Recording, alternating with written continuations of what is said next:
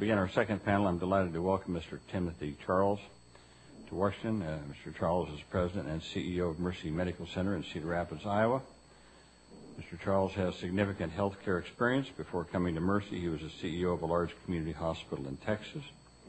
Earlier this spring, Mercy was recognized by the Commonwealth Fund as a, quote, high-performing healthcare organization because of its low readmission rates for heart attack, heart failure, and pneumonia. So, Mr. Charles, we thank you for your commitment and for your being here today and your testimony.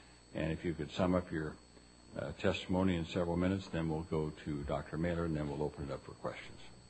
Mr. Charles, welcome. Senator Harkin, Ranking Member Enzi, distinguished members of this committee, thank you very much on behalf of Mercy Medical Center for inviting us here.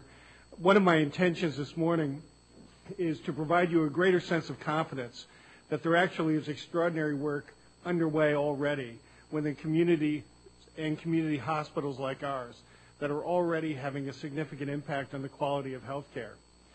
Mercy was founded by the Sisters of Mercy in 1990, and for the past century has devoted itself to the healthcare ministry of caring for the sick and improving the health of the communities we serve.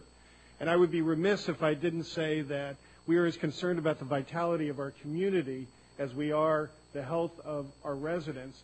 And Cedar Rapids is still recovering from a devastating flood in 2008, and we continue to need your help. The themes that thread the way through the long and unbroken history are that we stand upon a ground of compassionate service, but we do that through state-of-the-art care, the science of medicine that's made possible by extremely talented providers, as well as the generosity of a community that ensures that we have the very latest and finest tools that are necessary to deliver that care.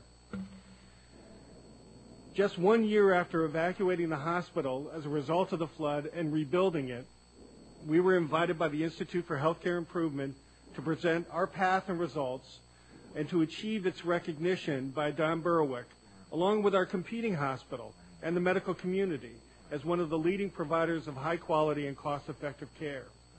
In a subsequent presentation, I shared that Mercy's accomplishments were the result of years of dedicated effort and discipline.